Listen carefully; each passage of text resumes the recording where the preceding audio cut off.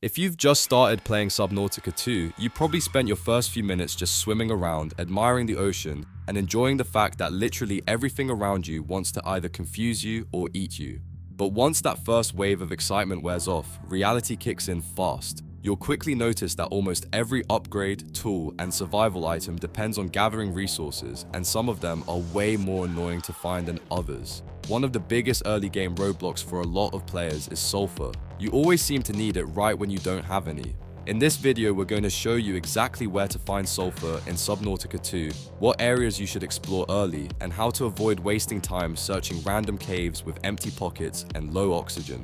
Since the game is still in early access, some locations and resource spawns could change in future updates, but right now, these are the best places to check if you want to stock up quickly and keep progressing through the game without getting stuck crafting basic survival gear for hours. I'm quickly moving on to the video. Before we start, if you enjoy these types of list videos, don't forget to like the video and subscribe. Enjoy watching.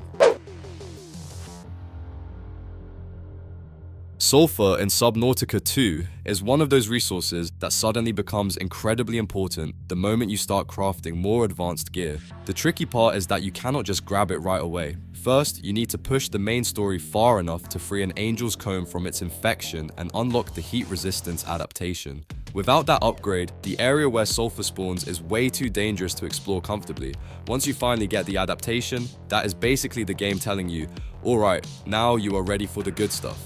After that, head about 230 meters east from your life pod and you should enter the biome where sulfur starts appearing. Keep an eye on the rocky branches because that is where most of the sulfur deposits are attached. A lot of the nodes are pretty small, so it is easy to swim right past them if you are rushing. The good news is that sulfur and gold tend to appear in the same areas, which is perfect because the game constantly asks you to use both materials together in crafting recipes. So while you are farming sulfur, you are basically doing a gold run at the same time, which saves a ton of extra trips later on. If you want to find salt on your own instead of heading straight to a known farming spot, the scanner station is honestly one of the best tools you can build in Subnautica 2. Once you place it in your base, you can use it to scan for nearby resources, including salt, and it will highlight every location where the material can be found. The best part is that when you select one of those results, the scanner station places a tracker directly onto your map, making it incredibly easy to swim straight to the resource without wasting time searching aimlessly through the ocean. If you are trying to stockpile sulfur in Subnautica 2, small deposits are not going to cut it for long. The real farming starts once you unlock the sonic resonator, because that tool lets you break the larger sulfur nodes.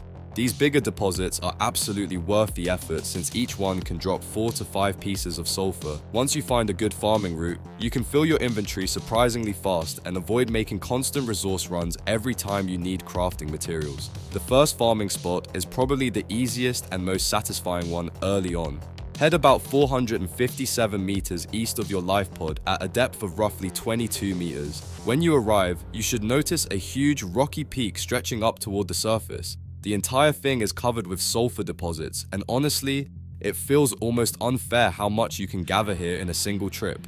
If you just unlocked the sonic resonator, this location is an amazing starting point. The second location is a little deeper and feels much more like a hidden mining zone. Travel around 561 meters in the 105 direction on your compass and descend to about 156 meters. You will eventually spot a cave entrance that opens into a massive underground area with another giant rock formation inside. Sulfur is scattered all over this place, so once you are down there, it turns into a non-stop farming session.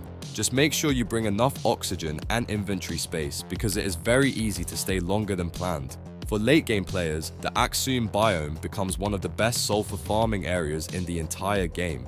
The third location is about 1,450 meters away in the 105 direction at a depth of around 300 meters. By this point in the game, you are probably crafting expensive upgrades constantly, so having access to huge sulfur nodes nearby is incredibly useful. If you decide to build a base in Axum, this area can basically become your personal mining route. The fourth farming spot is close to the Axum location and works perfectly as an extension of the same resource run. Travel roughly 1,730 meters in the 105 direction at about 290 meters deep.